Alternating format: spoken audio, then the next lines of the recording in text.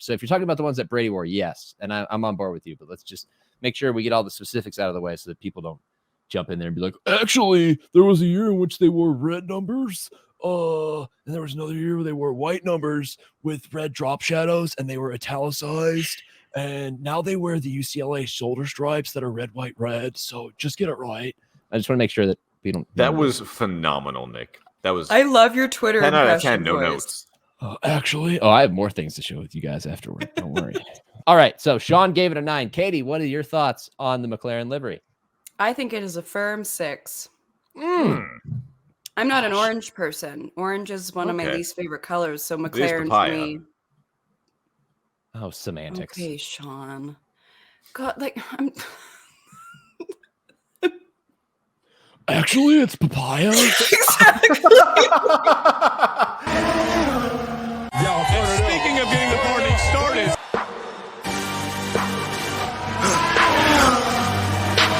For the victory lap, though. They ain't never seen nothing like this before. Lit the room when I came through the front door. Ask me if I should overcome. What for? Train in the trees, please pardon my sycamore.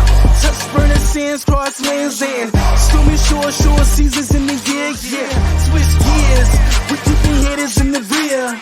At the blood, sweat, and tears, and my goal so near. I see my victory so clear. I see my victory so clear. It's a day, we break through. It's a day, we break through. It's a day, we break through. It's a day, we break through. It's a day, we break through. Welcome to another episode of the Gridiron Podcast, your favorite podcast that your grandmother and aunt know about, but your brother and sister don't yet know about. Share the word, spread the love. We're here to talk about football and Formula One. I'm Nick Shook. If you're watching on YouTube or Twitch or Twitter, that platform that goes by another letter that I'm not going to refer to it as, that's Katie Caldwell on the screen as well. And down at the bottom with a hood up, looking very pensive, is Sean Barie. How are we doing, folks? We're doing great, man. Go to the podcast before we started. I don't know. I just wanted to start on a good note, start on a crazy note, as I often do. So I decided to go hood up. I look like a hot mess tonight, but that's neither here nor there because this is an audio medium. So unless you're watching on Twitch or Twitter or YouTube, and in which case, I'm sorry. I mean, we're not that unattractive. My God. I mean, but you won't know unless you find us on Twitter or Twitch or YouTube, of course, you know, so make sure you go there. And for those of you listening, don't forget to leave a review. We appreciate 5 stars, but leave the review that your heart, you know, is comfortable with, the one that comes from the soul, how you really feel about us. Only if it's 5. Yeah, what she said. No, don't tell us how you really feel about us, please. Yeah, we can't handle it. We're already dealing with enough. It is episode 27, and it is the first episode since the conclusion of Super Bowl 58, which also means, to those of you who are unfamiliar, it is the first show that we have done since Katie and I met in person, which was a landmark moment in the history of the show. And sorry, Sean. Why don't you brag about it some more, Nick? Sorry if you feel left out in this segment, but you're going to feel additionally left out when we play the video that we took there that you were not a part of. We spoke about you, but you weren't there. But first, I would like to turn to Katie to describe just exactly what it was like when we first met. Well, we first met at opening night in Allegiant Stadium, and it was very busy and it was packed everywhere. But Nick's easy to find because he's very tall. And I think the first thing I ever said to you was, "Whoa, you're so tall." I said, what did you expect? I wouldn't be this tall.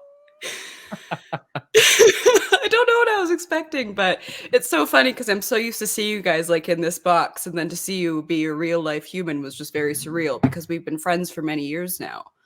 What if I was like a broad human, but I was like 4'2" and like I was very compact, like I was a kind of look like it in this. Yeah, frame, you couldn't tell. Do. I mean, honestly, yeah. A short, beefy kid. Yeah, you could be standing up right now for all we know. You're right. That's true. That's a good point. So yeah, we met, and then we had a week of coverage where Katie worked down to the bone every day, grinding away for Galvanize, producing a ton of fantastic content, which you can find on her Twitter. And then we wrapped up the week with little rendezvous on Saturday. I went and did the game on Sunday. We experienced the highs and lows of Vegas, the whole insanity that was Vegas, I think. Would you like to describe that, Katie? Because the energy was aggressive. Vegas is quite the place. This was my first ever Super Bowl week, so I wasn't quite sure what to expect. But when I saw that it was in Vegas, I was a little overwhelmed by that, and rightly so. Vegas is overwhelming at the best of times, and I've been there many, many times, but never professionally, and that was a wildly different experience. Yeah. But Monday to Friday, we were so busy that I didn't step outdoors one time between Monday and Friday, and I don't always do very well with that. But because we were staying in the Luxor, the big Dorito, and then Radio Row was Mandalay Bay, we would just like walk through the casinos to get there in the morning and home at night. And man, Vegas sucks when you're not able to party. It's like so busy and so chaotic and so expensive. Yeah, I'm kind of jealous of you guys though, and Katie, I'm especially jealous of you because this was your first, Super Bowl experience. Mine and Nick's was in Miami, where everything media related was at the Miami Beach Convention Center, like on Miami Beach, and my hotel was almost an hour away up in Fort Lauderdale. Oh, wow. So at the very least, you got to like your commute was a walk. So I'm very jealous in that fact, especially that many other secondhand smoke, facts too. Get it in me.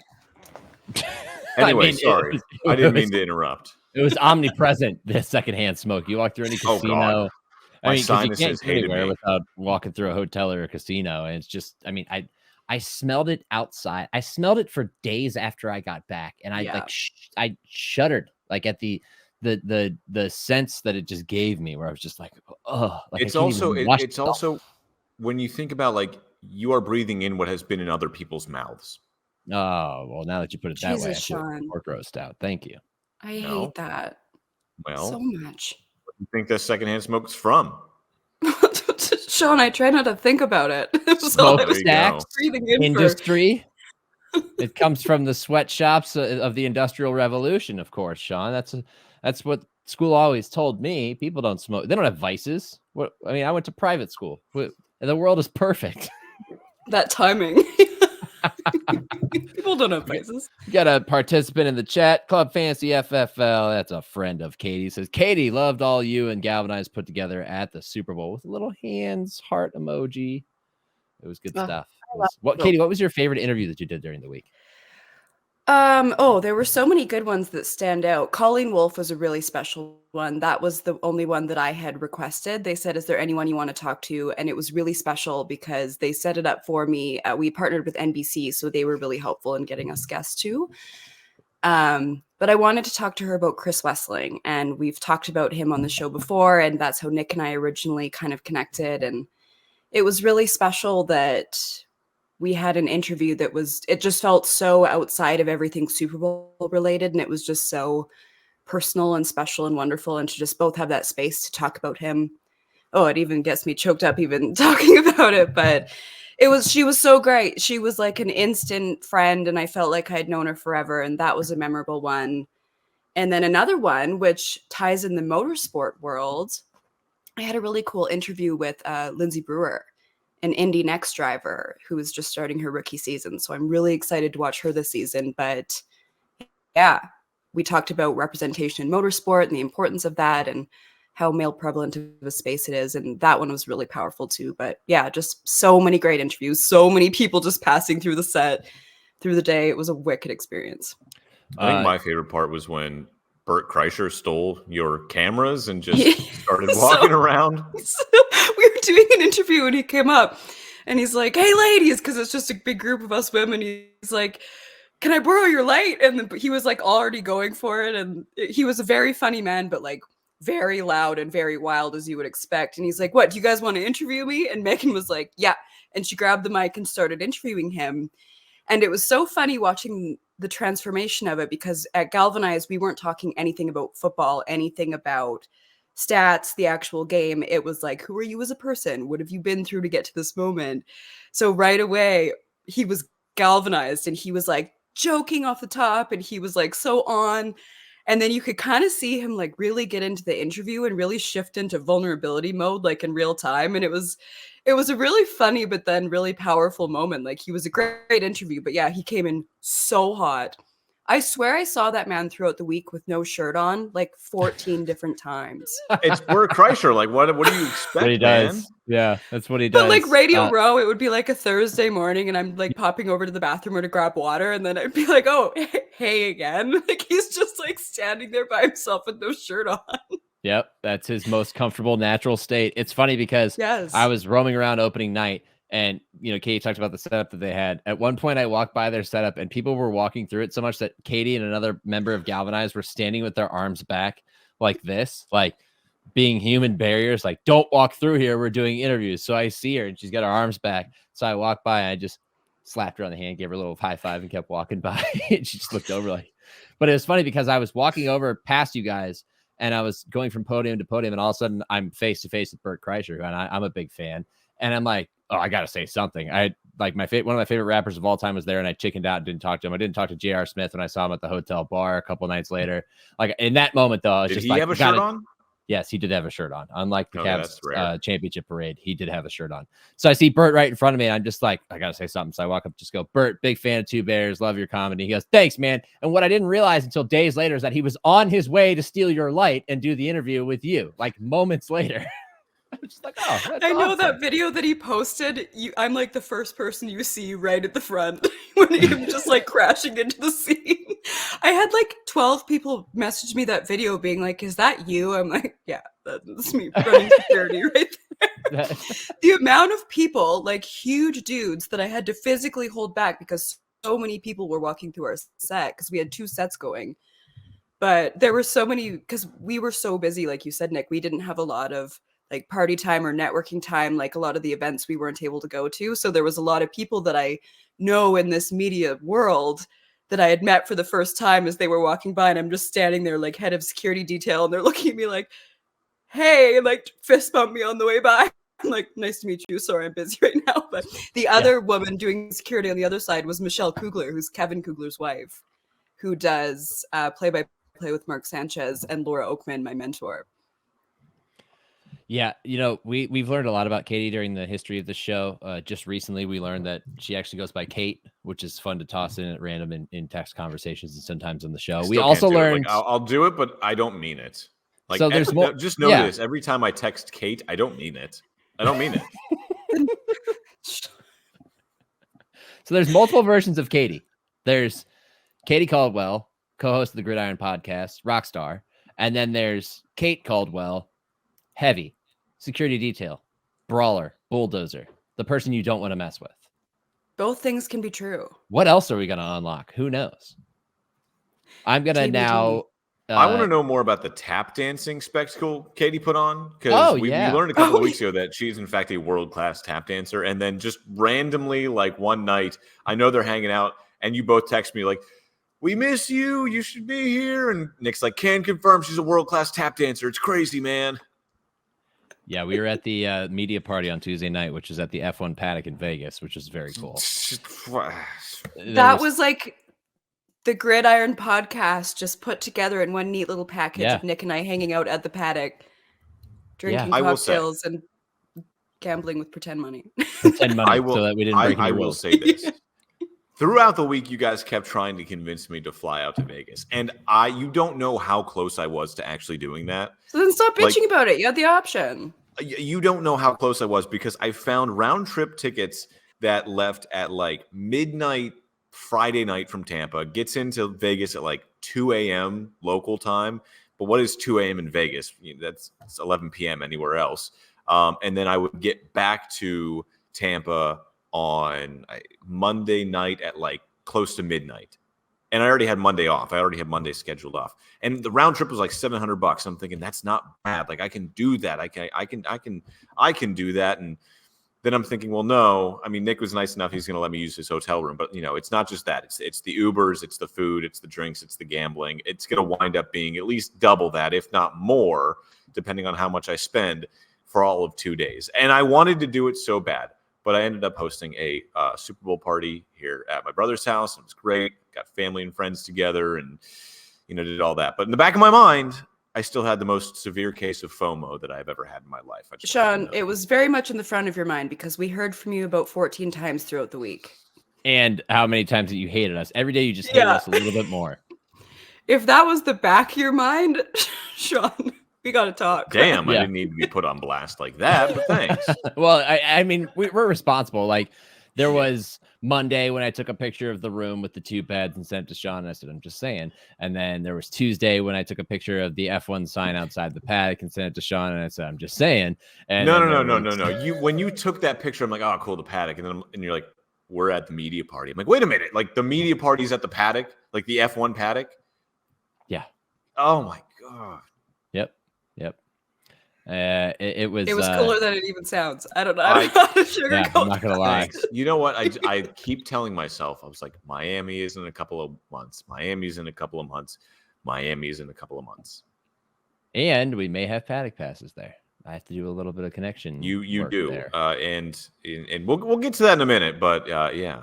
Anything else on Vegas? Well, before we move on, why don't we just share the message that we made for you, Sean? Here we go. Oh boy. If we get it to load here. Hello, friends. Hello. We are checking in from Las Vegas at Super Bowl week for the Gridiron podcast. As you can hear, I very largely lost my voice. It's been a long week. Nick, how's your week been? Well, I lost my voice last night, but I've recuperated because that's how this voice goes. It's strong, it's ready to go the long way, and it's a marathon, but we're almost at the end, and we're excited to finally get to the end and get back to podcasting. So we met in person for the first time at opening night at Allegiant Stadium. It's the worst. And if you want to know the size difference, I'm standing with my legs spread right now just to get into the frame. Okay, stand up. Whoa, Nick. Nick is over a foot taller than me. Yeah.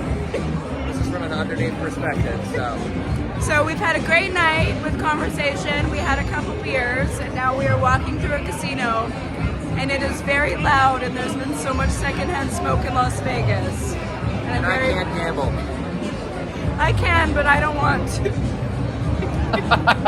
But anyways, Sean, we so badly wish you were here.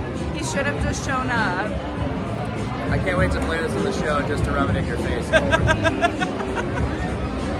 Anyways, hello, goodbye, friends, and thanks for tuning in to our Vegas experience. Live life in the fast lane, Sean. Live, laugh, love. Peace out. Now, when you say had a couple of beers, it was genuinely right too. Now. I just for real lost my voice. I was also that was the day I started getting very, very sick, and I'm still sick. Yeah, I'll tell you what though, that secondhand smoke really does like horrors to your sinuses, especially me. When I was in Vegas for a wedding last year, like one day there, and I was already like my sinuses were dry. My nose was bleeding. That was probably because of the desert, but yeah, it's a 2-day town, and you guys were there a whole week. But so do we. You know, you were there for a whole week. I was there for like 10 days total. Yeah, she got one more day than me. Way too long. Yeah, I understand that. Yeah, personally, like the 48-hour thing when you're partying in school, but like 72 when you're working. Like the stimulation alone is just overwhelming. And by the end of the week, we were both like, I'm ready to get out of here. And that's right when everybody really started filling up the city, and the strip became a parking lot, and it was just aggressive. It was aggressive outside. So it was great for the Super Bowl. It was the place to be. And Allegiant Stadium itself was a fantastic venue for the game. Not a bad seat in that place. The energy was awesome in there, and it was an entertaining game and everything else. But I will be happy to cover the Super Bowl whenever it goes back to Vegas. If we still exist as a media company at that point, which will probably be in like 5 years and they go back to Vegas. But I won't be super excited about spending a week in Vegas. I don't think I want to go back there for a long time. You know what was good though? The halftime show. Yeah, it was. Oh, stand by. Go ahead. Regale them with a little bit of a recap as I pull this out. I got to reach over here. Sean, what were your thoughts on the halftime show? It was, to me, kind of meh until he brought out Lil Jon and Ludacris. Like, to me, it was just like, whatever. Like, Rihanna was better last year. I even like The Weeknd more than Usher. I'm sorry I did. But I'm a big Weeknd fan, so that's just personal preference. But as soon as he starts doing, and he brings out Ludacris and Usher, I'm like, okay, here we go. This is really cool. To me, though, my favorite halftime show in recent memory is in LA when it was Snoop and That's my Dre all-time. and Eminem Yeah. and 50. Like that was awesome. That was I put that top 5 all time. That one I think is top 2 for me. Number 1, Prince. Prince.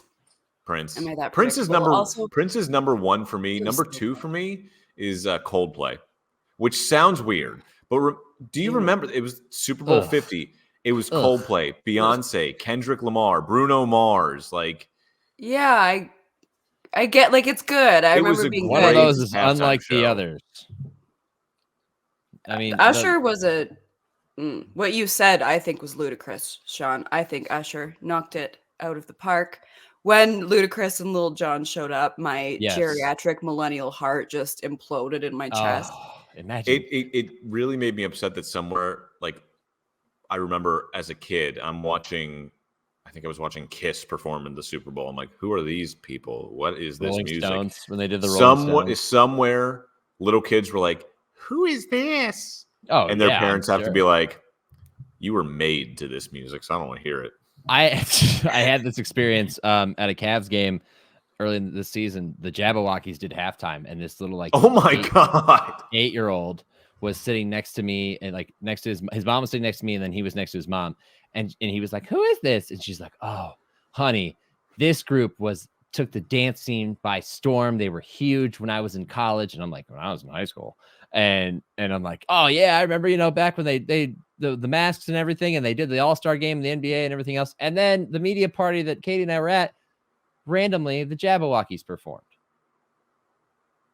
Nice. They did like one dance and disappeared. And I was like, oh, this is the second time I've seen them this year. But Sean, I think you would have liked the Usher halftime show more had you been in attendance and been fortunate enough to get yourself some Usher bucks. Do you still have the Rick Ross Wingstop cup? No, I think I left that behind because it was styrofoam. But let me tell you about these bucks real quick. So I'm in the first row of the upper deck where they got the temporary seats set up for the media, right? We have our own row, and then there's just a bunch of fans behind us. And Ludacris comes out, and as soon as Ludacris starts his verse, we hear this big pop, and we're like, whoa, did a mic blow or something? And then all of a sudden, I feel something hit me in the head, and I look up, and it's raining Usher bucks from the roof of the stadium. And it's only raining on the outside, so you can't tell, but everyone's like, oh my God. And I'm just like, this show went from okay to awesome in this moment right here. As Ludacris is doing his whole verse, I'm just getting rained on by $100 bills with Usher's face on them. Apple Music. There you go. And then I immediately got like 10 texts from people after I tweeted out. It got picked up by some like Italian news publication and everything else. But I got a bunch of texts from people that are like, will you save me an Usher buck? Give me an Usher 100. I want one. So I have a whole stack of them here ready to make it rain. That was poor. Those aren't like real dollar bills. Clearly never made it rain before. Do you do that often? Amateur. They're very stacked, pressed together because they've been in my bag for 2 weeks. I got requests to keep these, so I made myself a little stack to hand these out to people. But that was the fun little giveaway. They got the stadium on the back, as you can see here, and Usher's.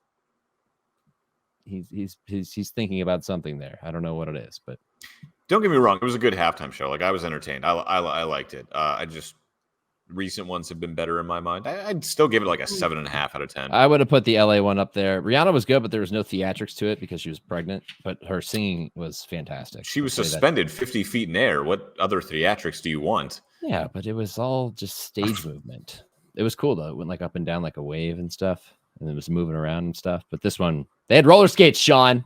How can you not embrace roller skates? They did have roller skates. I got to go back and watch the J-Lo and Shakira halftime show. From what I remember, it was okay. That was good. I enjoyed that. From what I remember, you couldn't hear it in the stadium. You couldn't. You really could not hear anything in the stadium. The acoustics were terrible. Terrible. And I could see it. I could not hear it clearly. And it felt really far away from where and that wasn't it did from where we were sitting. Yeah, off center. Yeah, it was weird. All right. Well, I left this halftime show as an absolute shell of a woman in a very good way. I was rocked as a human. Puddle. Yeah, not my words. The scene where SpongeBob becomes. I wasn't.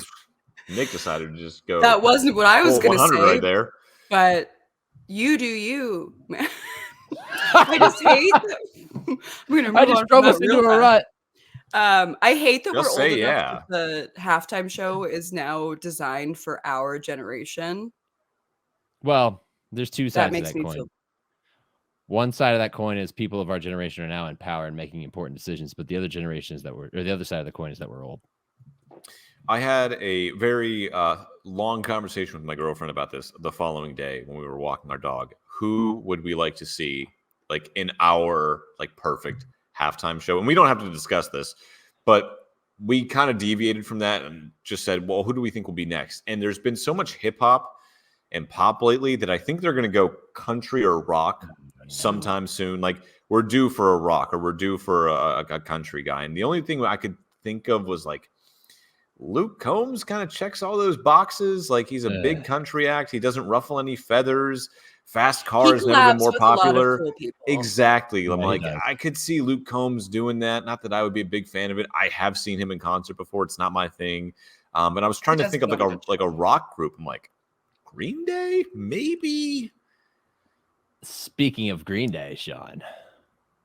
Oh yeah. Okay. Yeah, I saw that. I went to the Madden party on Friday night and saw Green Day live. And I'll tell you what, if they put on a show that's worthy of a Super Bowl halftime. Absolutely. That was one of the best shows I've ever seen. It was at the House of Blues, intimate venue, and they played it like it was a stadium. And I was blown away. I mean, the open bar and seeing a lot of my friends and colleagues helped too. But did you see G-Eazy? No, I didn't. Or Saquon Barkley? I actually skipped the Maxim party on Saturday night to hang out with Katie. There you go. And also I skipped going to Thunder from Down Under to hang out with Nick. Look at us. That is true friendship right there. True friendship right there. Can't get any stronger than that. As for the football game that all this revolved around, not to, gloss over some old news at this point, but the Chiefs beat the 49ers in overtime. An overtime period in which the Niners weren't familiar with the rules and in which the Chiefs made everyone panic because they weren't calling timeouts and the clock ticking down because nobody knew if the clock mattered or not. Turns out it didn't. And it didn't matter anyway because they scored with 3 seconds left on that initial 15-minute timer to win their second straight Super Bowl. Their third in 5 years? Third in 5 years, yeah. They have entered the dynasty conversation. I don't even know where to necessarily direct this. What was your main takeaway? I mean, we can get into our predictions too. It almost went, I felt pretty good about actually my prediction because it finished pretty close to that. But I mean, what was your main takeaway from the game? My prediction, I believe, was 24-20 Niners, and I believe it finished 25-22 Chiefs. So I was pretty spot on in terms of the score, but I picked the Niners. I didn't feel good about it then, didn't feel good about it during the game, felt good about it in overtime, and then, Patrick Mahomes happens. Yeah, so I'm not surprised. Yeah. It's just I'm annoyed because we traded the Patriots dynasty for the Chiefs dynasty. Just once, I want more parity than what I'm getting, and I don't know why I can complain about that. Like, just teams need to beat the Chiefs, but no one is doing that when it matters. So good for the Chiefs. I mean, good for them. What's the common denominator between those two, Sean? Great tight end play. Generational quarterback. You know what? You're right. Sorry. I thought you were going towards like, hey, Rob Gronkowski, Travis Kelce, they might be like 1 and 1A in terms of tight end when all is said and done. No, sorry, I completely missed the mark there, Nick. I thought you were just being facetious, and now I'm realizing you're not, and I'm a little speechless. Katie, you knew I was being facetious, correct? I wasn't sure. Okay. And that's why I'm such a mystery, folks. Yes, you're notably mysterious. The inner machinations of my mind. I say stupid things, and you think it's true. Oh, my God. What do we have in the chat here? Logan chimes in. Playoff OT rules were awesome. As in the ones that were in the Super Bowl this year or the previous ones that everybody made a big stink about? I'm thinking that you're leaning toward the latter. But I don't know. I mean, I thought it was fine. Each team got a chance. We got a winner. There was no discourse. It was more about, hey, Niners, why'd you take the ball first? That was like the immediate reaction after in the podiums is like, what'd you think when they took the kickoff? It was like, I did see a video though that one of the Chiefs linemen was more than a yard downfield on that final play of the game. Isn't that interesting? I know. Yeah. Well, you know what, Sean? They probably would have scored a player. Probably, yeah. I'm pretty confident that they would have. The Niners have since fired the defensive coordinator, Steve Wilkes, which was somewhat interesting. Overall, a defensive battle. Brock Purdy and Patrick Mahomes weren't able to do that much. Mahomes wins Super Bowl MVP because of his ability to lead the team down the field to kick a game-tying field goal in the final minute and 50 seconds, and then leading the game-winning touchdown drive. Otherwise, it was a struggle for them. The Niners defense definitely answered stepped up to the challenge and made for a game that might not be as entertaining as last year's game, but it had a better finish. If we could take last year's 3.5 quarters and this year's end of the fourth quarter in overtime and combine it into one Super Bowl, we'd have the best Super Bowl ever. Yeah. Maybe one day we'll get there. Katie, where'd you watch the game? Would you like to tell everybody? It was a shit show. Trying to find somewhere to watch the game. So we're like, yeah, let's stay in Vegas. Let's have a few days to party and relax. I ended up being so sick I didn't even want to go anywhere, but we're asking around, like trying to find somewhere to go, and a lot of cover to just sit in any bar in Vegas starts at like $250 US, which is like 4,000 Canadian dollars. So we could not find anywhere to watch it. So we made reservations at a place, and then we got there and there was a huge lineup and like nobody was helping us in. And then we found out it was going to be $250 US, and it's like, what are we doing here? I didn't know it was going to be that crazy. So we ended up just like waiting in line for a place that opened close to the end of the second quarter where there was no cover. So we were at this bougie ass Bobby Flay place in Caesar's Palace having a really nice meal and espresso martinis for like $28 watching the second half of the Super Bowl. It ended up being really lovely, but it wasn't really the like Vegas party vibe that I expected. I didn't know it was going to be so hard and so expensive getting anywhere. You're making me feel a lot better about not coming, by the way. Yeah, I'm not. I texted you a few times. Yeah, I'm like, you didn't. You're actually okay. Yeah, it did not. It doesn't fit what you think of, primarily because you're there so long, but also the sheer amount of humanity would have irritated you, because I know it irritated me, and I usually thrive in those situations. I was just like, get me out of here. But hey, at least, I mean, I think Katie sent me a picture from the sports book that she was at with the TV screen, and it was just like a TV behind a bar. No, that was the Bobby Flay place. That was like that bougie ass restaurant that we were watching it from. It ended up being really nice. Just it's funny that it like we were all in our Super Bowl gear. Like we didn't really expect to be out at a really fancy place watching it. I also really enjoy how, and this happened when we were there too, how you make sure to specify the difference between Canadian dollars and US dollars. Like it's $250 US. Like that just, it's like because for any Canadians listening, they're like, oh God, like the dollar is so bad right now. What's the conversion rate? We've already done I think right now it's 135. Oh. So yeah. 1 US is 135 Canadian? Yes. So like the prices were jacked everywhere. And in the morning on the way to Radio Row, we would just stop at Starbucks and then grab something there and go. And I ordered a latte and it came to $9.45 before tip US. And I was like, I think I just paid like $18 Canadian for a latte. Well, that's the problem with Vegas in general, is nothing is free, no matter where you are. It used to be. Everything costs something, and you know that going in, and that's fine. But when you're standing in line in a casino at 8 a.m. for a cup of coffee that's going to wind up being $9 American, what am I doing right now? Like, what am I doing? There's ways you can do it though. Like, next time I go, I'm just going to stock up my fridge. Like, I'm going to go to a convenience store, stock up my fridge with both liquor and coffee. And guess what, Sean? That was our plan. And they wanted to charge $25 US per day to have a mini fridge in your room. What? Yeah. You should have left it in mine. I had one. They took the mini fridge out of your room? Yes. That was our plan. This is how humanity dies. Yes. Corporate America.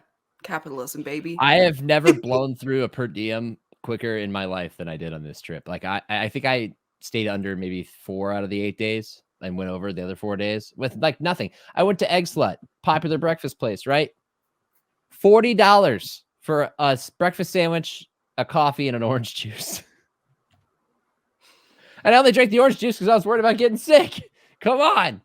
I bought a tube of toothpaste and a 3-pack of liquid IV, $22.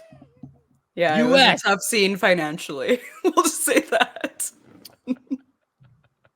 And look who looks like the smart guy. Yeah, Sean being frugally wise. All right, I'm gonna blow it all in Miami. Don't worry. It's too bad these aren't worth anything because I'd be rolling in the big bucks if Usher's face meant anything in currency. All right, Katie, guess what? You have avoided your least favorite segment of the show today because we were out of town and because, frankly, Sean and I didn't prepare. We prepared for some things, but not this. Do you even know will not take place this week? It has been canceled indefinitely due to inclement weather. It will be rescheduled as a double header at a later date. Oh, yep, that's right, Katie. You think you're getting off easy here? I thought I was going to go a whole episode without quitting the podcast. Here we are. Podcast here you are. Gridiron Podcast, Larry David, ladies and gentlemen. Kate Caldwell, the heavy. All right, let's shift gears over to Formula One because we are, a month away from the season starting? Roughly a month away? Testing starts in a couple of hours, Nick, as this podcast is It's not a month away, Nick. Testing starts in a couple of hours in Bahrain. As Nick melts into his chair. That was me being the SpongeBob meme that everybody...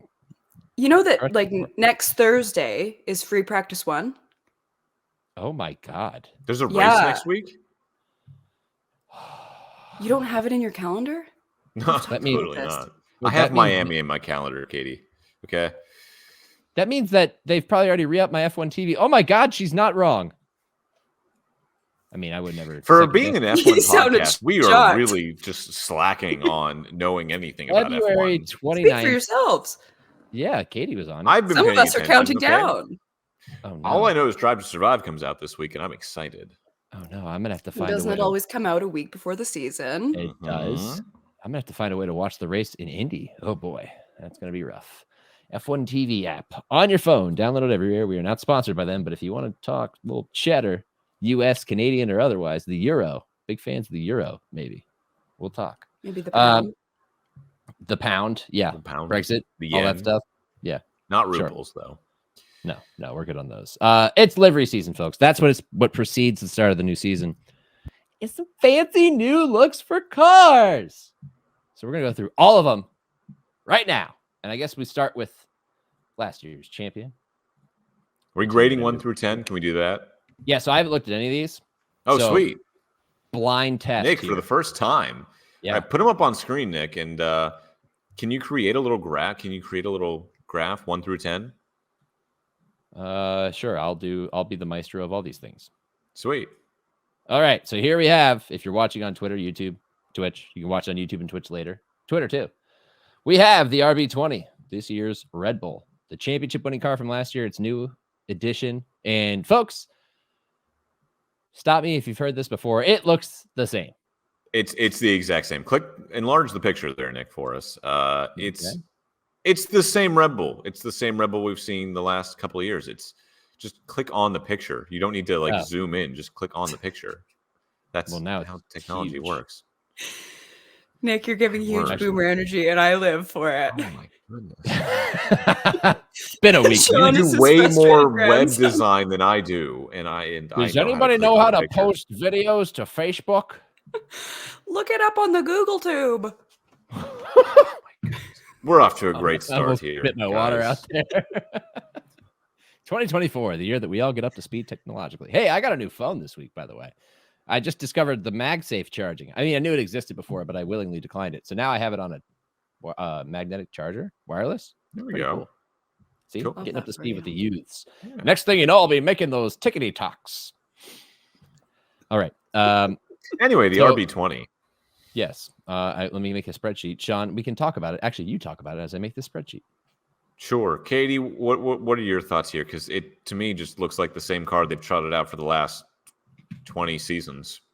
If it ain't broke, don't fix it. You know what? Here's the thing. Jim Tressel once told me, if it ain't broke, break it. What? add something different. I don't know. It's the same thing, and at this point, we can't call the Red Bull like a reveal, right? Like they don't reveal anything.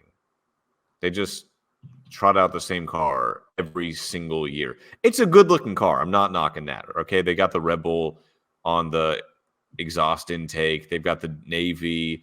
They've got the yellow nose. Like when you see that, you know it's a Red Bull. Just, I don't know, mix it up. Even Ferrari mixes it up, and you know their car is going to be red. Like you know what 90% of the Ferrari is going to look like, but that 10% just keeps you a little interested. There was a part of me that thought because it's this year, they would do something to kind of mix it up because it's their 20th anniversary, isn't it? Yeah. So I thought put maybe your titles on there or something. Yeah, I thought maybe there would be a bit more of an homage to different cars in the past, but I think a lot of them have just kind of looked like this. I'm fine with it because I'm fine with it, but I'm just especially when you're in an era of you're just crushing and dominating everyone, it's like just leave it as is because the look of this car is synonymous with like kicking everyone's ass like so handedly. Yeah, you're not wrong. I'll give it a 7 out of 10 because there's nothing wrong with it. It's just the same. They could get more points if they did something different. So Katie, 7 out of 10. I'll go with Sean. I'll give it a 7. I have no problems with it, but I wasn't blown away. I think that it's one of the sleekest cars in the grid, and this is not the Red Bull fan of me speaking, but I like a navy blue. If it ain't broke, don't fix it, even though Jim Tressel told you otherwise. I'm giving it an 8. Okay. All right. Nice. Okay, we can do that. All right. Now we move on to the next one in this list that Sean so nicely compiled for us for easy access. And we're going to go to his favorite team, where he gives them a 10 out of 10, no notes, because that's what he does. It's McLaren. I do have notes. It's not a 10 out of 10 for me. Okay. But it's a 9 out of 10. Yeah. It's a 9 out of 10. And you know why it's a 9 out of 10? It's because when you look at it from the front like you are now, you see orange. You know it's McLaren.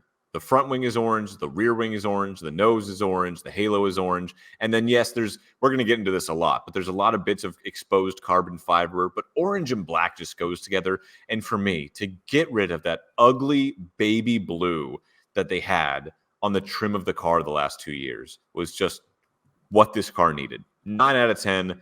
The only notes I have is get rid of the chrome on the wheels, the Google Chrome logo. I'm still not a fan of it. But 9 out of 10 for McLaren. Corporate sponsorships. I have an idea, not to stop you, Katie, there.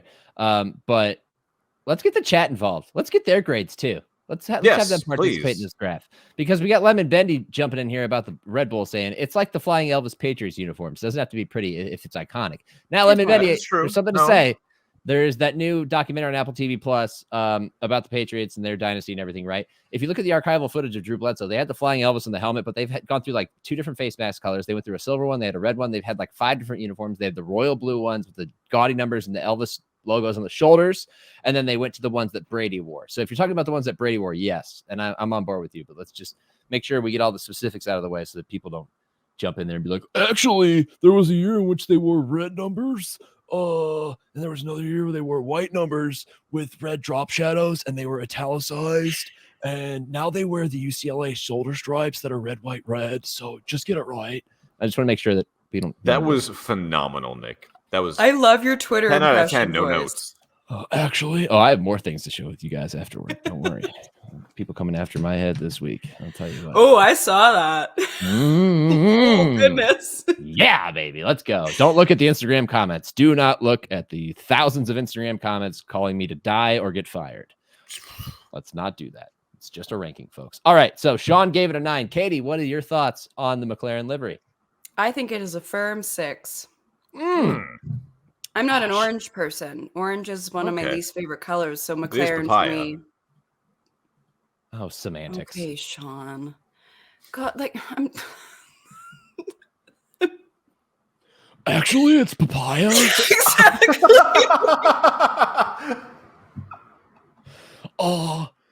Do you not know? Did you not have the 128 crayon Crayola box? Actually, it's papaya, which is the original color of Bruce McLaren. Actually, it's periwinkle. And there's your open.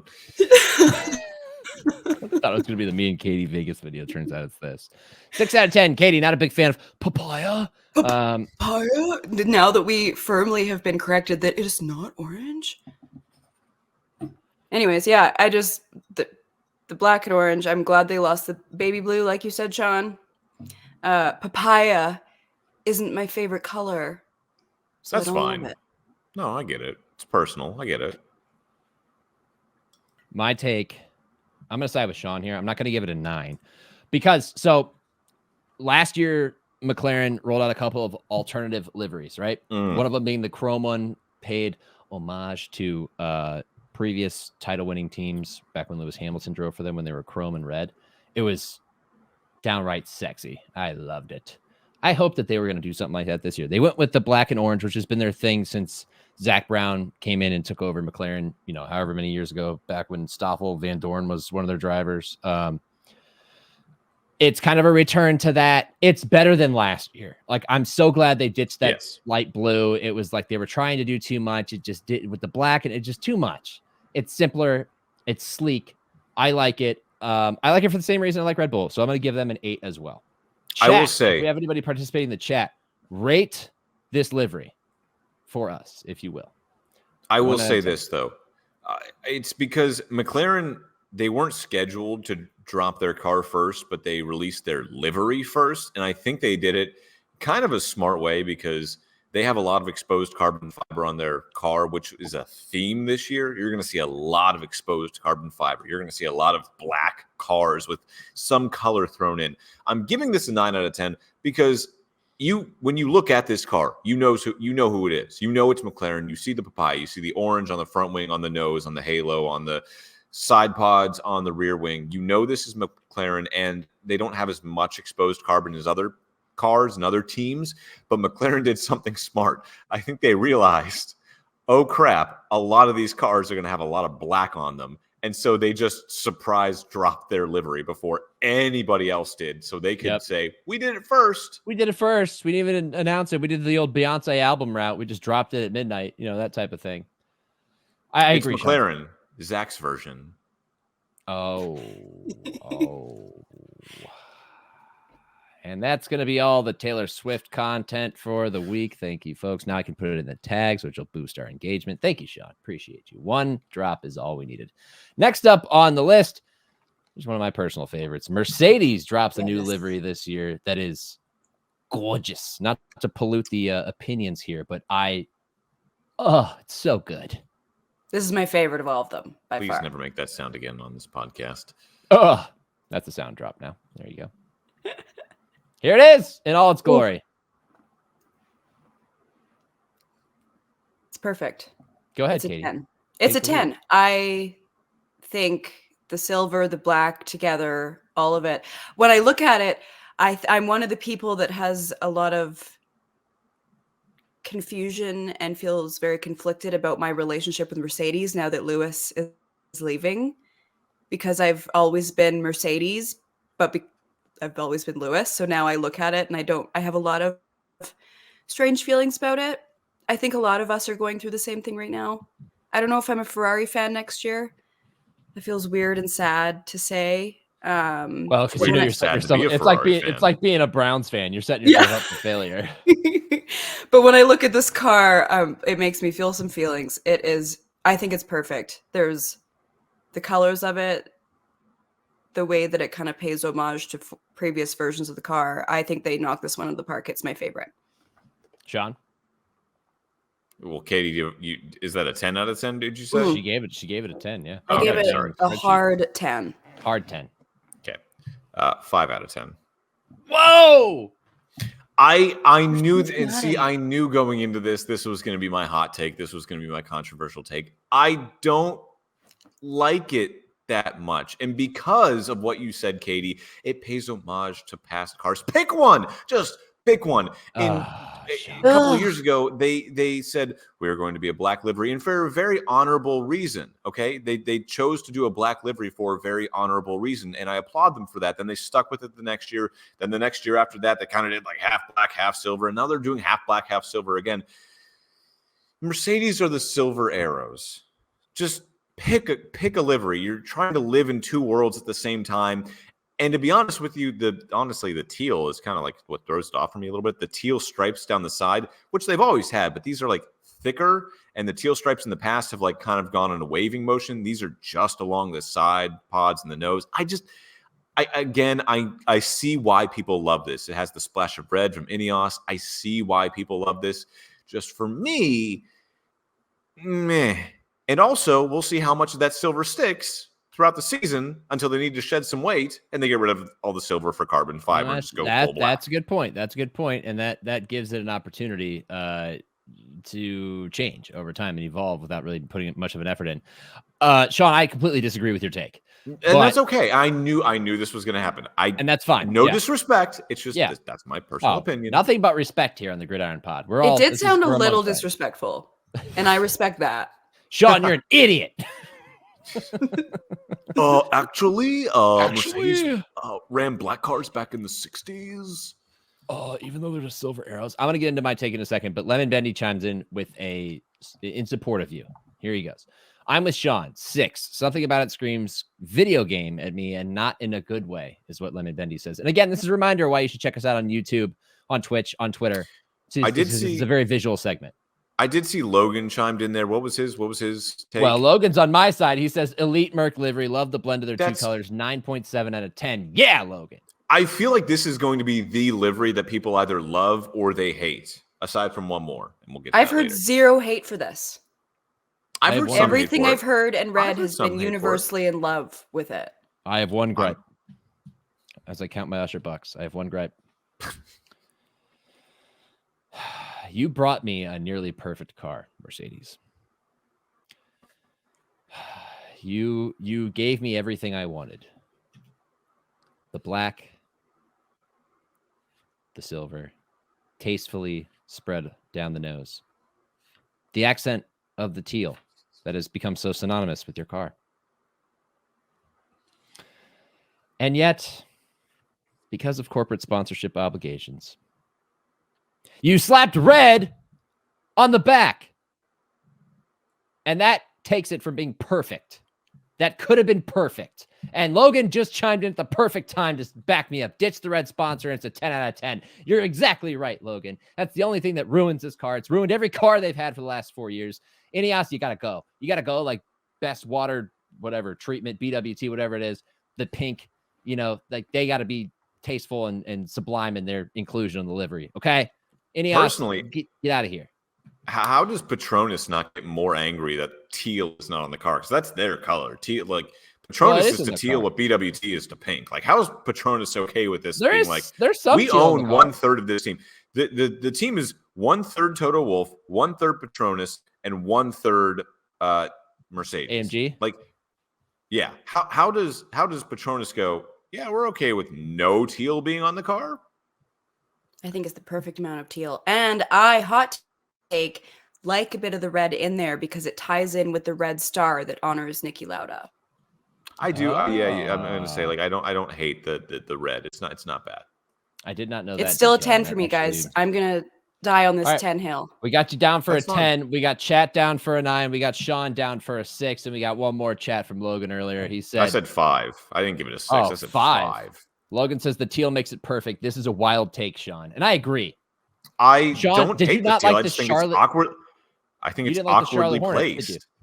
I think it's awkwardly placed. I think it's perfect. If it wasn't the old Charlotte Hornets, love them. The new ones, okay. All right. We're moving on to the next one. We have 3 down and 7 to go. Here we go. Ferrari coming in with a banger. I mean, look, man, every once in a while, you hear a song the first time, and you know this is going to be the song of the summer. And I am of the belief that Ferrari dropped the livery of not only the summer, but of the entire calendar year. This thing is a heater, and here it is in all its glory. Ferrari's new livery, added a little bit of yellow from Shell, one of their sponsors, but tastefully so. They still incorporated some black, but it's not as yellow is also in the crest. Yes, that too. It's perfectly tied together. I don't know if it gets any better than this car. I mean, my God, it's beautiful. this a football and a Formula One podcast, I can only equate this car to a Devin Hester 109-yard kickoff return for a touchdown, but it's fumbled at the 1-yard line and through the end zone, and it's a touchback for the other team. This is a perfect car, Nick. This is a perfect car. But if you do me a favor and zoom in on the side pods there, if you can. We can only zoom in. What is that bit of exposed carbon fiber just above the shell logo? What is that? You are Ferrari. Right there. What is that? What is that exposed carbon fiber doing there? Why does that need to be there? This was the perfect Probably car. aerodynamics. So you're what is how much paint does that cost? What do you think? Like, no, I don't think it's. I think it's. I don't know. It's not a matter of cost. It's a matter of weight. I don't care. We're talking about looks right now. Are we talking about the aerodynamics of the car? No, we're talking about the looks. They tie together. This is a 10 out of 10 until you look at that weird bit of exposed carbon fiber right there. And I'm gonna have to shave off 2 points. I'm giving it an 8 out of 10. Actually, I can't even stop laughing. Actually, it saves like 7 kilograms off the car. What are those glasses? These are blue light glasses, which also save your eyes from being tired from blue light that comes at your eyes from the screen all day. It helps you sleep. And actually, I've been getting a lot better sleep because of it. And this is a great livery. It is a great livery, but it could have been the perfect livery is what I'm saying. I love the red sidewalls on the tires. I love the infusion of yellow from both shell and the prancing pony crest. Like, I love this car so much. But those black, by the way, they've completely abandoned the bird bath side pods now. As you see, everyone has adopted Red Bull thank side God. Pods. Yeah, but I loathe the black exposed carbon fiber on these side pods. It's unnecessary, to say the least. So gets an 8 out of 10 in my book. You've said your piece, Katie. Okay. Actually.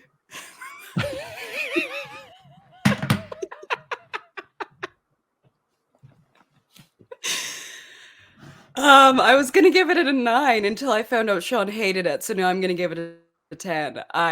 Ferrari, for the most part, for me, can just do no wrong as long as it's red. I'm gonna be happy. I like that they integrated more of the yellow. I like the black parts that Sean is for some reason deeply put off by. I find that doesn't make any difference to me. I just love Ferrari's colors. I love their whole vibe. You're gonna be a Ferrari fan next year. Stop lying about it. It's Sean. That's a weird space to be in. I've made fun of Ferrari so much. I know, but I don't want to. Okay, it's okay. I know I'm not the only one in this position that feels very confused about what they are right now. That's it. I think it's a 10. I'm now confused because I messed up the spreadsheet. I agree. You can't get much better. I mean, even the way they put the black in on the rear wing, they got the old school Ferrari, word mark on the back. I do love the nose they've been putting Ferrari in the back. Yeah. Yeah. The nose is busy with a lot of ads, but you got to pay the bills. I just think it's beautiful. It's so much better than what they've done over the last few years. Maybe this is the start of a new era for Ferrari. I'm going to give it a 10 as well. That's my take, and I'm sticking to it. All right. Next up on the list, we have Aston Martin. Allow us to switch over there, as I have so many buttons going on right now. Now, see, here's the thing. Can we that looks good. Freely judge this car, or just all 10? What have you been doing? You weren't freely judging? Katie, Miami. It's 10 out of 10. This car is a masterpiece. Picasso. It is a Monet. It belongs in the Louvre. 10 out of 10 for me. I have no notes. None at all. And I love the car and everyone that had a hand in this team. Why do you keep repeating Miami, Sean? What does that mean? I don't know, Katie. Sean knows where his bread is buttered. Exactly. The bills do need to be paid, and I don't want to pay that many of them. No, this is a great car, honestly. It's the British Racing Green. Last year, like I feel like Aston Martin almost had they went like teal with They had their like car a a little bit. different color green, and this it was like a different green. Yeah. This one definitely went back to the more traditional British Racing Green. They could even go darker, in my opinion. But when I look at these cars, the main thing I want to know is, do I know who I'm looking at? Like if a car crashes, if a car passes someone, I want to know who I'm looking at without even having to register it first. And for this, it does the trick. If you're looking at it head on, it's got the green nose, it's got the green top, got the green side pods. A bit of exposed carbon fiber, yes, but it's got green in all the right parts. So I have no complaints with this car. It doesn't wow me that much. Green, I feel like on the front wing, which I feel like more teams need to paint their front wing. If I'm being honest, black. It's black. That's what I'm saying. If you had green on the front wing, I would love it even more, and that would bump it up to a 9 or a 10. So I'll give this a 7 out of 10. It's a good car, not the best. What did you give Ferrari, by the way? I gave Ferrari an 8. Okay. Katie, what's your thoughts on this Aston Martin livery? I think it's between a 7 and an 8. I think it looks really nice. Like you said, Sean, I like the British Racing Green. I think it's one that in the sunshine, it would be really sparkly and beautiful. That's how I picture it. Yeah. I have no problems. That's the thing. You can't say anything really bad about this car. No, I think it looks really sharp. And because so many teams are moving into the more carbon fiber era of the car where there's not nearly as much paint, I love seeing pops of color where we can, because there is so much color on this car. Because, the color lately has just been the first to go when you're shedding weight. But I think it looks really nice. Green isn't my favorite color, but it looks really nice, especially in the sunshine. I'm very partial to green. I look best in green, I think. My high school's colors were green and gold. So I just always very partial to it. And I think that they did a good job with this. I thought they had a great looking car last year. Mm-hmm. This, I think, is a downgrade from last year slightly. They eliminated that second shade of green. I think they replaced it with some yellow. Kind of ties it in with the medium tires that they pictured in this, but not quite as good. I'm going to give it a 7, I think. Katie, did you decide on a 7 or an 8? You said it's between. I'll go 7. Okay. So we're going 7s across the board. 7s across the board. It's not bad. It's not a bad car, but it's a good car. Not the best, but whatever. The fact that we know who it is, that's a plus. Yeah. Yeah. We haven't gotten start getting into some interesting ones here soon. Yes, we are. We have not got any contributions from the chat. So if anybody wants to chime in and give us a number, feel free. So far we have Mercedes input and a few others. So if you're in the chat, give us your number, rating of the Aston Martin livery and the other ones in here. We are going to continue on to the next one. We're going down to Alpine.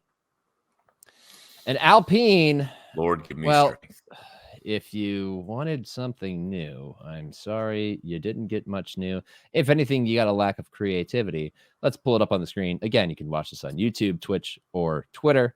Those of you listening in audio medium, paint the picture with your mind and our voices like you would a book on tape. Here it is. Alpine's livery for 2024. A lot of black. Ugh. It makes me so mad every time I look at this picture. Let's all take a trip back to 2021, folks, when Alpine took over for Renault, and we got the beautiful French tricolor on the car. We got the red, we got the white, we got the blue, and traditionally, French cars were blue. Harken way back to before Formula One was a sport. Cars were identified on their nationalities. German cars were silver. Italian cars were red. Sound familiar. British cars were green. Sound familiar. French cars were blue. Belgian cars were yellow. And it was great. And they adopted that French identity because they were proud of it. And we had the beautiful French tricolor on the car. And they have completely stripped all of it. I get BWT as the sponsor, so there's going to be some pink on the car. I'm fine with that. Heck, pink is a color, but this car has no color. I feel like the craziest part is, if you've seen Alpine's merch, it's probably some of the best. They've an artist, a French artist, design all of their merch and apparently design their car.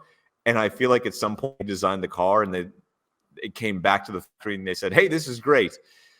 But wait, so we're going to get rid of 90% of the color. They have the pink of the BWT on the side pod a little bit, on the front wing a little bit, and then that's it. The rest of the car is black with a trim of blue. This car is black. It is just all carbon fiber. And it's not painted black. It's just carbon fiber. 2 out of 10. We're going to have to figure out which black car just went into the wall this year. Like, is it that black car? Is it it's black with orange. It's McLaren. It's black with blue. It's Alpine. Or maybe it's somebody else, as we'll continue to go down the line. Very frustrating. I agree with you entirely. It looks like cotton candy sprinkled into a black car. Not creative. I know they're trying to shed weight, but I mean, how much more paint can you scrape off? Ask Williams how they did it last year. This doesn't give me hope if I'm an Alpine fan. This doesn't give me hope about a good season, because if you're needing to shed this much weight before you even see the car on track, that's a problem. Yeah. You said you gave it a 2? 2. I don't know if I agree with that. When you're designing the car, I don't know if it's a matter of they designed it and then ended up stripping it, or if they just build the car knowing how far behind the pack they are, that they just designed it with so much carbon fiber in mind, so they would just have more room to play with. Perhaps. I don't know. None of us are in the room where they said, "Oh yeah, it was going to be hot pink Barbie car," and then we changed it and shed it. The room where it happened. The room where it happened. Do you guys want to hear my thoughts on this car? Yeah. Yeah, I thought you were giving them. I was so mad when I saw this. Oh, I thought you said we were pissing you off. Oh, geez. No. My heart dropped there a little bit. No more than like the baseline level. But this fair. car, this car pissed me off when I saw it. I wanted a Barbie car. I wanted the BMW pink. I don't understand how you can have such a beautiful color scheme of pink and blue and have a car that looks so mid. I was so frustrated seeing this. And they had kind of teased like a pink camo car. It felt yes. They teased That's a why I pink was so camo disappointed. nose. For those listening, what a dream for me. For those listening on any of the audio mediums, this is a black carbon fiber car. It's not painted black. It's just black exposed carbon fiber with some trim of blue and pink. That's it. That's all it is. They painted about 15% of this car. And that's it. It's ugly. It's horrible. What are we giving a rating, Katie? Mine's a 2. It would be a 1, but there's a tiny bit of pink and blue, and those are my 2 favorite colors. We're going with There's just so much they could have done with this. All right, let's move on. Let's move on. Well, hold on. They have a second car, Nick. I hope that didn't make it in. They do? Yeah. Scroll down. No, yes, that was they last run year's 2 car. cars. That was last year's car. Look, it says 2023, 2024. This is last year's car. Oh, well, they are running then I didn't include. I'm sorry, I didn't include their pink car, which is guaranteed to lose the same car because it's heavier. Because here's the thing: they do have a pink version of the car, and it's essentially just the same car we critiqued, but with pinker side pods, and that's it. Fun. Still get a 2. In fact, you get a 2 for effort. 2 across the board. Yeah. Terrible Horrible job, Alpine. Horrible job. Now we go on to our new friends over at what was formerly known as Toro Rosso, AlphaTauri. V-Carb is here. And that's what they gave us. I like this car. Me too. Talk about it. It's not a 10 out of 10 for me, but the level of color in this car, they kind of pulled back into I think it was the 2019 Toro Rosso. It's a metallic blue with a white prancing bull on the exhaust intake, a white stripe across the front, which I don't like too much, but it has red, it has blue, it has white, it's metallic. I'm going for an 8 out of 10. This is a really, really good looking car. Not a lot of exposed carbon fiber. We'll see how long that lasts, but 8 out of 10. Maybe a little bit of less white on the front. That would have been more in line with it. More blue, but the front. You know what? The front looks even better. 8.5 out of 10. Oh, it looks great. I didn't know we were doing decimals, but all right. Well, I just did. All right. Katie. This is a 9 for me. I love the vibe. I love the colors. And I love that it's a gloss paint and not matte. I think that makes a big difference. It just looks really shiny and beautiful. I love it. I love the Toro Rosso influence of it all. I don't like the name. That's really horrendous and atrocious. You don't like Visa Cash App Barbie Formula One team? Rolls right off the tongue. But I think they nailed it out of the park with the livery this year. I was really shocked and excited seeing this one. I love the blue, the white. Like I love the bull on the back. Gives big Toro Rosso vibes, but it looks kind of like a minor league stadium outfield wall with all the ads. The ads are pretty big.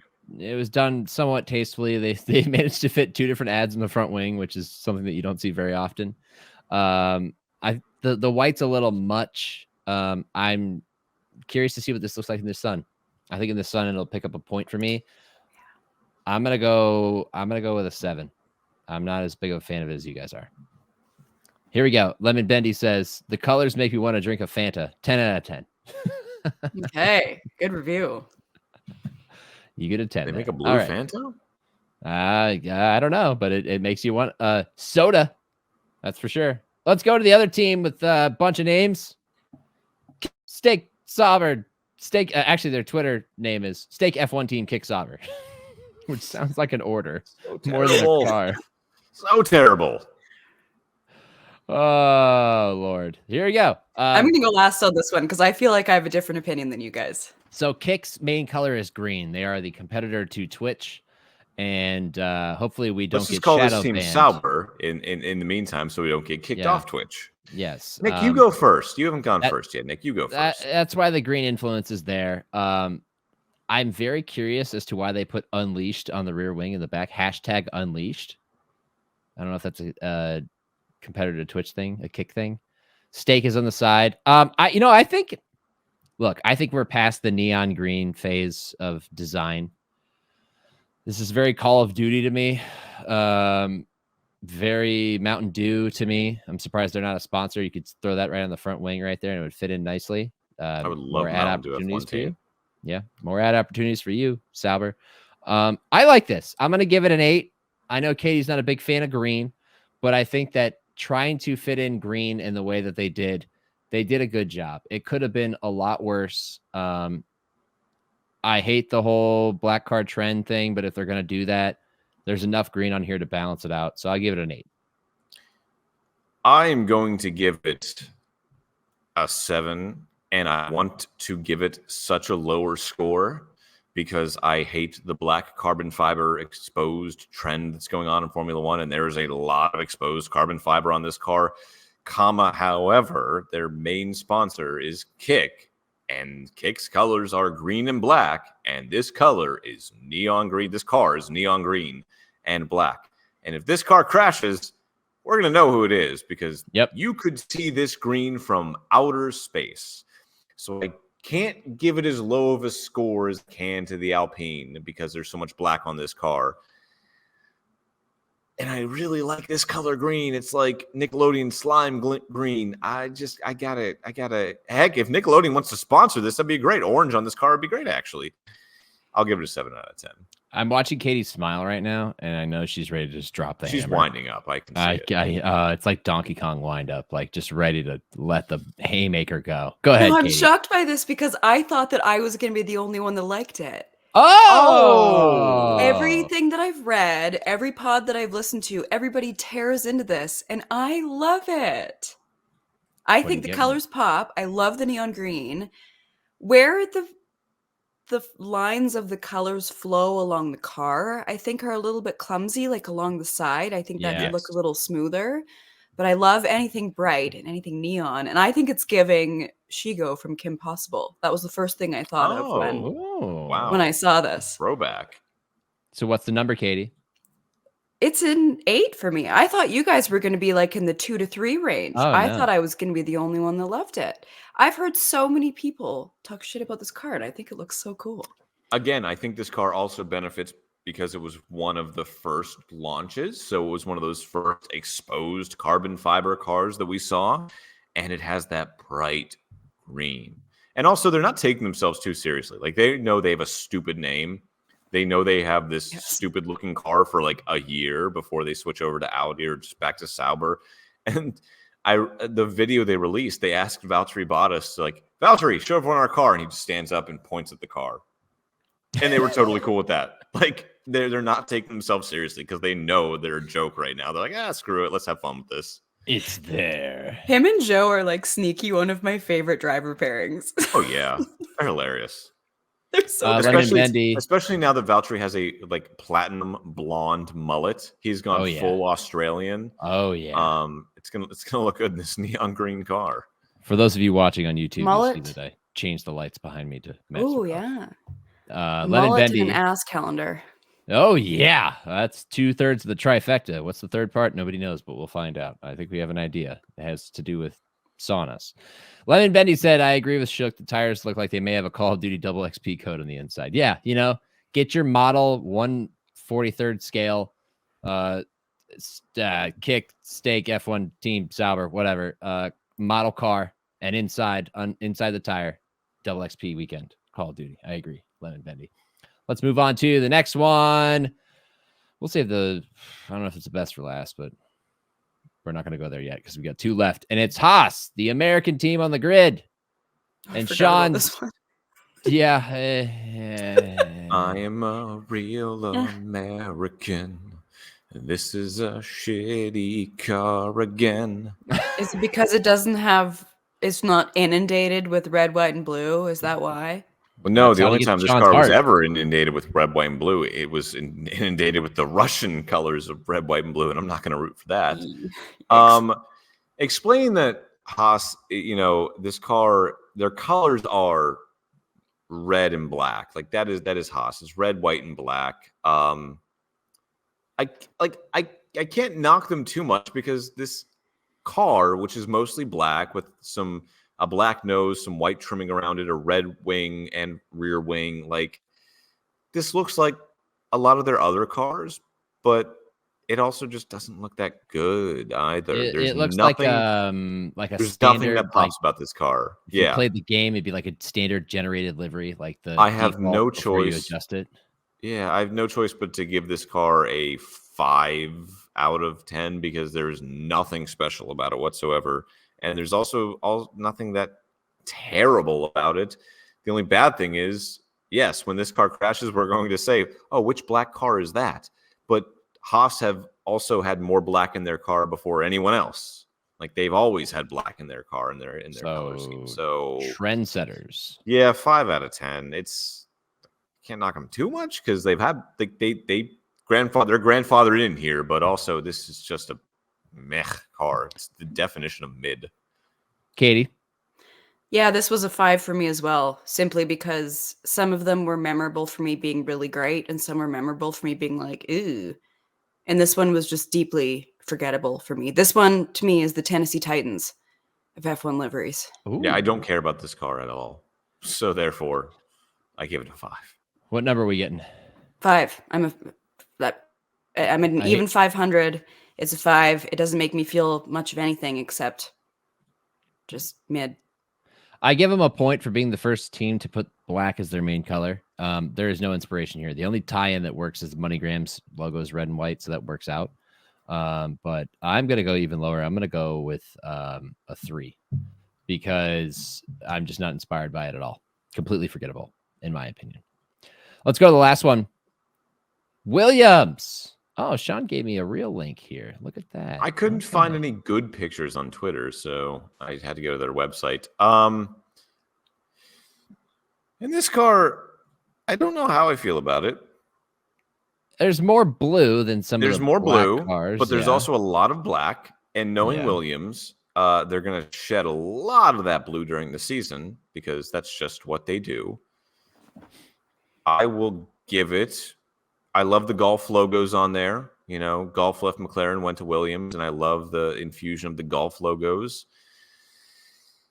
But here's the thing. They're taking all of these pictures and putting them on their website under like deep royal blue lights, which adds more blue to the car. And that tells me... The setting helps big time. Yeah, that tells me with the blue ocean background, the blue lights on the car, that the car really isn't that blue. So this is getting also because this has more color, I will give it a 6 out of 10. Katie. Again, not a terrible car, just kind of mid. Okay, it's a 7 for me. I like the blue. Okay. I think it looks It's nice. blue. But do you know Yeah. how blue it is?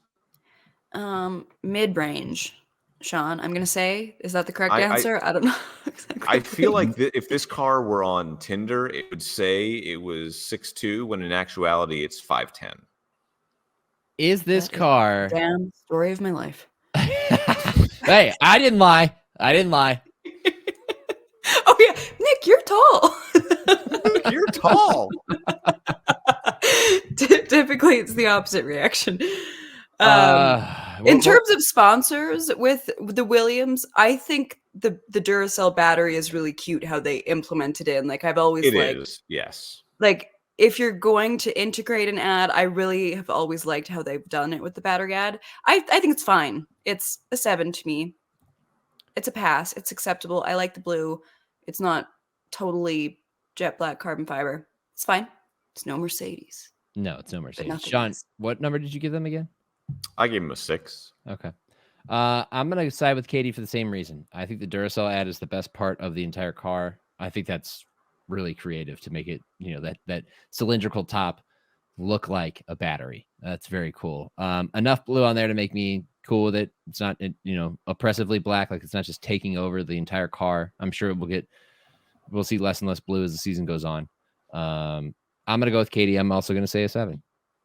Nice. Yeah. So there we go. So that rounds it out, and we'll tabulate aggregate scores at a later time. But that is it for livery recaps. You can see all of that again on YouTube, Twitch, or Twitter. My Twitter, my Twitch, Gridiron Podcast YouTube. Gridiron, iron in brackets on YouTube. At Gridiron Pod, if you want to find the handle for our page. Now we go to our last segment of the day, folks. That was a lot of description. I feel like For an audio medium. I feel like Thoreau right now, just really describing the wilderness as we live in our cabin, our F1 cabin. So now let's shift it up a little bit.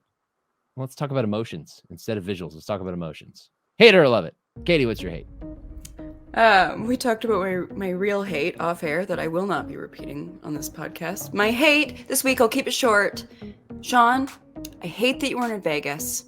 And Nick, my love was that you were in Vegas. Oh, Summed it up right there. knocked it all out. Tidy little bow. Yeah, fantastic. Well, I love that too. Sean. I feel really guilty going second because my hate and love are the exact same things. I hate that I wasn't in Vegas with you guys. I wish I was. It seemed like a blast. But my love is that in 2 months' time, we're going to be doing the same thing in Miami for the Miami Grand Prix. We are doing that, right? Like We we're gonna do simply that? must. Yeah. I Okay. think we have to. We must. Okay. I'm planning ahead already. I already scheduled the days off from work.